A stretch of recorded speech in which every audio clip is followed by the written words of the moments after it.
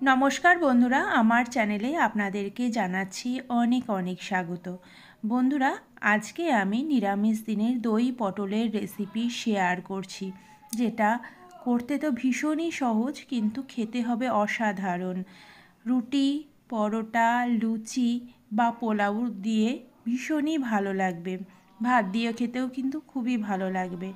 ताहले भिडियोटाके शुरू करछि। तार आगे आपनादेर काछे अनुरोध जानाच्छि चैनलटिके सबस्क्राइब करे पाशे थाकबेन। देखुन एखाने आमी पटल निये नियेछि आर पटल काटाटा आपनादेर काछे देखिए दिচ্ছি।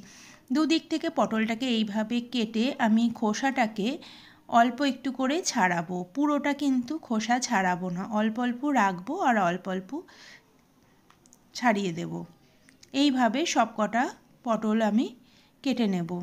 আর দেখুন এবার উপর দিক থেকে এরকম করে উপর দুই দিক থেকে আমি ঠিক এইভাবে কেটে নিলাম। আর সবকটা পটল আমি কিন্তু এইভাবে কেটে নিয়েছি। এবার এর মধ্যে আমি হলুদ আর নুন দিয়ে ভালো করে মাখিয়ে নেব। ভালো করে মাখিয়ে কিছুক্ষণের জন্য রেখে দিচ্ছি। এবার এখানে মশলাটা আমি তৈরি করে রাখছি। এখানে আমি একটা বাটিতে দিয়ে দিলাম পোস্ত, 1.5 চামচ পোস্ত দিলাম আর কিছুটা কাজু বাদাম দিলাম। এগুলো জল দিয়ে আমি কিছুক্ষণের জন্য ভিজিয়ে রাখছি। ভিজিয়ে রাখলে মিক্সিতে খুব ভালোভাবে এটা কিন্তু পেস্ট হয়ে যাবে।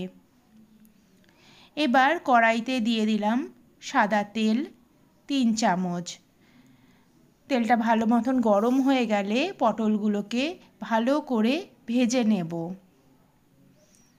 গ্যাসের ফ্লেমটাকে কমিয়ে রেখে ঢাকা দিয়ে পটলগুলোকে বেশ ভালো করে ভাজবো, যাতে পটলটা ভিতর থেকেও ভালো নরম হয় আবার উপর থেকেও বেশ একটা হালকা লাল ভাব হয়। আবার কিছুক্ষণ পরে আমি উল্টে পাল্টে দিচ্ছি। পটলগুলোকে উল্টে দিলাম খুব ভালো করে যাতে ভাজা হয়ে যায় দু পিঠ।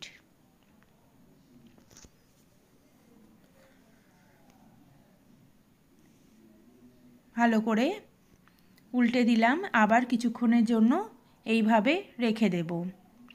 বন্ধুরা আমরা এটা যদি অনেক বেশি তেলে ভাজা যায় তবে কিন্তু আমাদের ঢাকনাটা দিতে হয় না, কিন্তু যেহেতু আমি এখানে অল্প তেলে রান্না করছি সেখানে ঢাকনা দিয়ে রান্নাটা করতে হবে।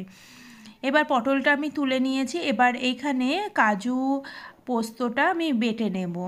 কাজু পোস্তটা মিক্সিতে দিয়ে দিলাম আর এর মধ্যে দিয়ে দেব 2 চামচ টক দই। 2 থেকে 3 চামচ টক দই দিলাম, দিয়ে এটাকে মিক্সিতে খুব ভালো পেস্ট করে নেব।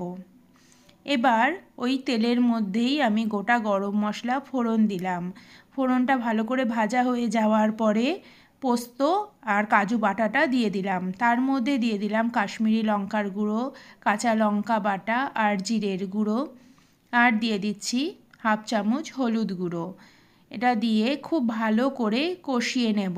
গ্যাসের ফ্লেমটাকে কিন্তু কমিয়ে রাখতে হবে, কারণ দই দিয়ে যে কোনো রান্না গ্যাসের ফ্লেমটাকে কমিয়ে রাখতে হয়, তা না হলে কিন্তু দইটা ফেটে যাবে।